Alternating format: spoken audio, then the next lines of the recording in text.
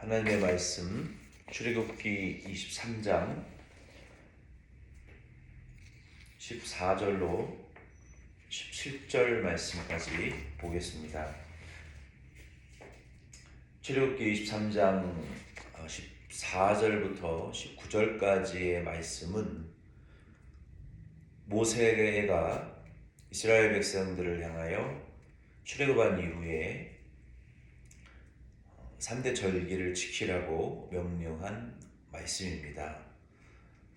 하나님께서 모세를 보내어 이스라엘 백성들을 구원하신 이후에 더 이상 말씀하시지 않거나 또 인도를 중단하시지 않았고, 더 나아가서 하나님께서 그들을 연단을 하셨습니다.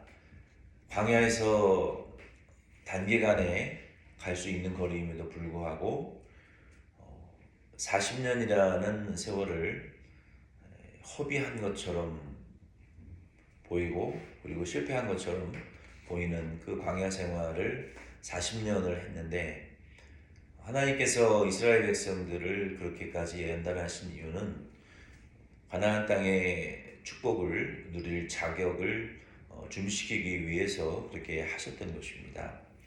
그러나 출애굽 1세대, 이제 9세대라고 할 수 있죠. 그들은 결국 실패했고, 여호수아와 갈렙 소수 몇 명만을 제외한 채 대부분이 광야에서 죽게 됩니다. 그리고 이 2세대, 광야에서 출애굽했을 때의 그 어린이들이 자라서 그 광야에서 태어난 이 신세대들이 전쟁을 치르고 가나안 땅을 차지하는 축복을 받게 됩니다. 근데 이 이스라엘 9세대가 자격을 갖추지 못해서 가나안 땅에 들어가지 못한 것과, 그리고 갑작스러운 이 자격을 갖춘 이스라엘 2세들이 갑작스럽다라기보다는 아주 인텐시브한 전쟁을 통해서 하나님의 언약을 성취하시는 그 승리를 맛보게 하신 이후에, 그러니까 9세대는 광야에서 자격을 갖추지 못해서 몇몇을 제외한 사람들은 다 죽었지만, 이스라엘 땅, 가나안 땅을 차지한 이스라엘 2세대들은 가나안 땅의 축복을 받기는 했지만 결국 그들도 얼마 되지 못해서 또 범죄하고 쫓겨나는 하나님의 이 징계를 받게 되는 그런 과정이, 일련의 과정이 연속으로 이어집니다. 우리가 이 말씀을 통해서 우리 그리스도인들도 하나님께서 우리를 구원하신 이후에 연단하시지 않고 계속 지속된 축복만 주시면 참 좋겠죠. 그러나 우리도 연단을 통해서 하나님이 주실 축복을 받기 위한 자격을 갖추는 그런 연단이 그리스도인들에게 있다는 것입니다. 우리가 이 말씀을 통해서 그것을 좀 깨달을 수 있기를 바랍니다. 출애굽기 23장 14절 19절 말씀에 모세가 세 가지의 절기를 반드시 이스라엘 백성들은 지켜야 된다라고 가르쳐 주었어요. 첫 번째 절기는 우리가 잘 알고 있는 유월절입니다. 이 유월절은 결국 예수 그리스도께서 오셔서 피와 살을 희생하시고, 그리고 죽으셨다가 부활하심으로 택한 하나님의 자녀들의 구원을 완성하실 것을 미리 보여주는 절기였기 때문에, 우리가 이 구약의 유월절을 바탕으로 하나님께서 보내주실 예수 그리스도를 통한 그 유월절 어린 양으로서 하나님의 백성들을 속죄하신 그 은혜를 우리가 지켜야 됩니다.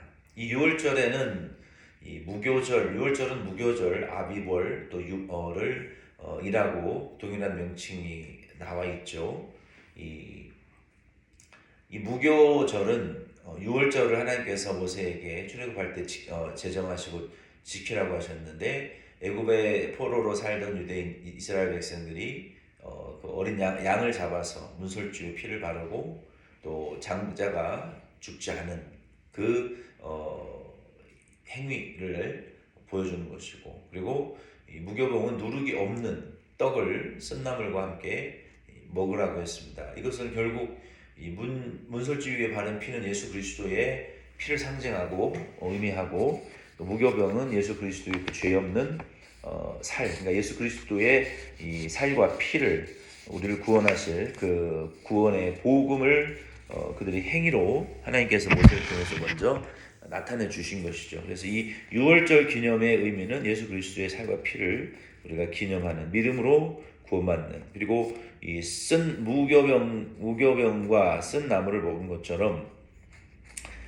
죄 없는, 그리고 쓰리쓴 예수 그리스도의 그 고난을 상징하고, 우리 예수 그리스도를 믿는 성도들도 예수의 살과 피로 구원을 받았고, 또 죄 없는 거룩한 성화의 삶을 살아가야 되고, 그리고 우리가 이 세상에서 고난을 받지만 예수 그리스도의 고난에 동참하는 마음으로 이 유월절을 기념하면서 우리가 하나님 앞에 나올 때마다 이 유월절을 기념하고, 그리고 이 유월절 또 7절 초막절은 항상 하나님 앞에 예물을 같이 드려야 했습니다. 그래서 예물로 우리 성도가 하나님에게 주신 그 유월절의 구원의 은혜를 반드시 기념해야 되고, 그 다음에 세 번째 수장절을 지키라고 말씀하셨는데, 이 수장절은 우리 교회가 지키는 9월이나 10월에 지키는 추수감사주일입니다. 이 추수감사주일은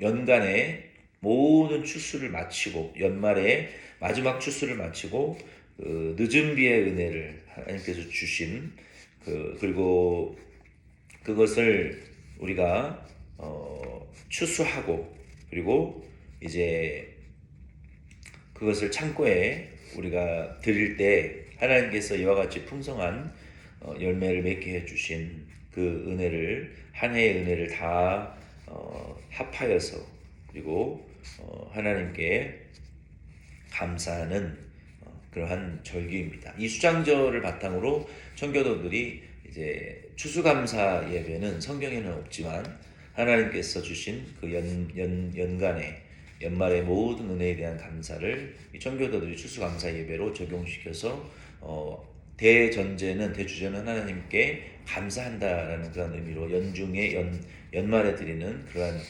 예배와 예물을 하나님께 드렸던 것입니다. 그래서 오늘날도 교회력에서는 그 수장절을 바탕한 추수감사주일 예배가 아주 중요한 어떤 교회의 큰 절기라고 할 수 있죠. 그리고 마지막으로 이 맥추절을 지키라고 말씀하셨습니다.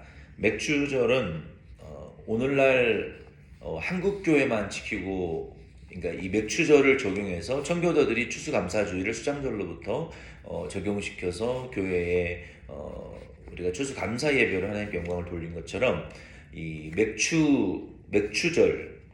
맥추절은 구약 성경에 있는 것입니다. 이 맥추절을 바탕으로 맥추 감사 예배를 하나님께 드리는 그러한 예배를 한국 교회만이 독특하게 지금까지도 유지를 하고 아주 좋은 우리가 절기라고 평가할 수 있습니다.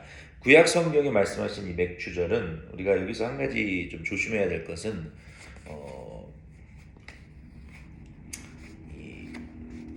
한국 교회는 먼저 구약 성경에 대한 개념을 살펴보겠습니다.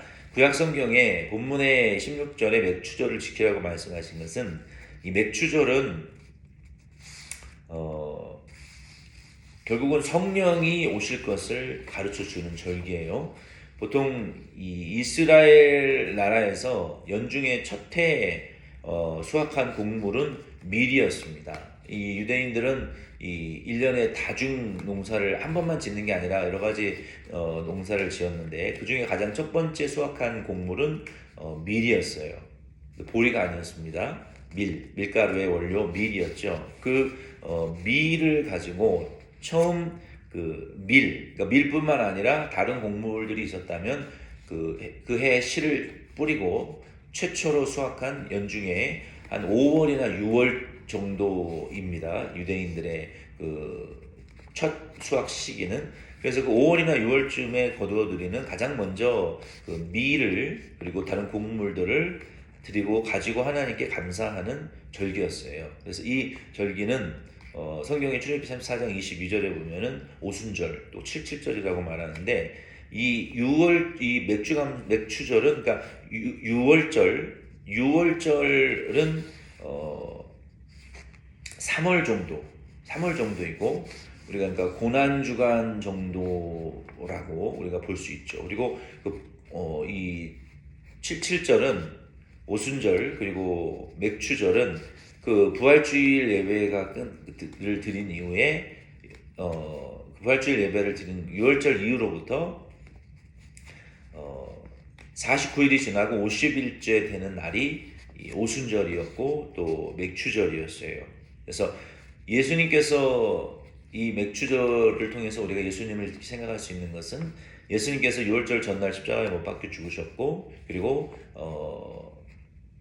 부활하신 이후에 40일 이후에 성령이 강림하셨기 때문에 오순절에 성령이 강림하셨기 때문에 이 구약의 맥추절은 예수 그리스도께서 부활하시고 죽으시고 부활하신 이후에 그리고 성령의 이 강림, 그러니까 첫 열매로 부활의 첫 열매가 되신 예수 그리스도 그리고 구약에 약속하신 그 예수 그리스도를 통한 모든 자의 믿는 자에게 부어 주시기로 약속한 그 성령의 강림하신 그 첫 오순절 사건을 우리에게 보여주는 말씀이라고 볼 수 있어요. 그래서 맥추절은 예수님의 부활과 오순절 성령의 강림을 보여주는 그 아주 강력한 구약의 절기이죠. 그래서 구약이라고 따로 떼어서 버릴 것이 아니라 이 구약이 증거하는 예수의 복음, 또 성령 강림의 사건, 이것을 우리가 반드시 기억해야 되고, 그리고 한국 교회는 이 성경에 없는 한국 교회는 그 당시에 이제 밀이 아니라 보리가 첫 5, 6월쯤에 이거 걷어들이는 시기였어요. 그래서 이 7월 첫째 주를 연 중간의 시작으로 전환점으로 정하고 이 1년 중 하나님께서 중간에 주신 그 은혜를 맥추절과 같이 우리는 유대인들은 밀이었지만 우리 한국 교회는 보리를 가지고 그때 보리를 농사를 많이 지었기 때문에 그 보리 열매를 가지고 하나님 앞에 1년의 중간 감사를 우리가 이 맥추절에 예수의 부활과 성령의 강림을 기념하면서 하나님께 예배를 드리자라고 지켜온 전통이 한국 교회에 계속 유지가 되는 것입니다. 그래서 우리는 이 맥추 감사 예배의 기원에 대해서 오늘 우리가 살펴보았습니다. 맥추 감사의 기원은 우리가 말씀드린 것처럼 6월절 어린 양 예수 그리스도께서 십자가에 못 박혀 죽으셨다가 그리고 부활하시고 그리고 승천하시고 그리고 오순절에 성령이 임하심으로 우리 예수 그리스도의 구원의 완성과 부활의 첫 열매 되신 예수님과 그리고 성령의 강림의 사건을 우리에게 보여주시는 그 가장 강력한 맥추 절기를 통해서 우리가 하나님 앞에 이것을 기념해야 되고 감사해야 되고 우리가 이러한 마음으로 비록 성경에 직접 언급된 것은 아니지만 이 맥추절을 통해서 한국교회가 전통적으로 지켰던 연중 중간에 하나님께서 열매 맺게 하신 지난 반년 동안 하나님께서 우리의 교회와 내 영혼과 우리의 가정과 내 부모님들과 또 내 남편과 아내 그리고 자녀와 자녀의 자녀들 그리고 내가 수고하는 손으로 모든 범사 가운데 우리의 환경 가운데 하나님께서 주신 이 예수 그리스도의 복음과 또 성령의 이 기름 부어 주심의 은혜들을 우리가 기억하시면서 오늘 수요일 그리고 이 말씀을 통해서 우리가 함께 나누었으니까 이 말씀의 의미를 우리가 깨닫고 그리고 토요일에는 출애굽기 23장 17절로 18절 19절 말씀을 통해서 우리가 이 맥추 감사를 이 절기를 지킬 때 어떠한 태도로 지켜야 되는가, 어떠한 태도로 하나님 앞에 감사해야 되는가라는 말씀을 우리가 토요일 한마음 새벽 기도를 통해서 살펴보고 그리고 주일에는 신명기 16장 말씀을 통해서 신명기 16장 9절로 10절 말씀을 통해서 우리가 어떤 맥추 감사를 하나님께 성경대로 감사를 드려야 되는가에 대한 말씀까지 이번 한 주간 그리고 주일까지 맥추 감사에 대한 말씀을 통해서 은혜를 나눌 것입니다. 주기도문으로 예배 마치겠습니다.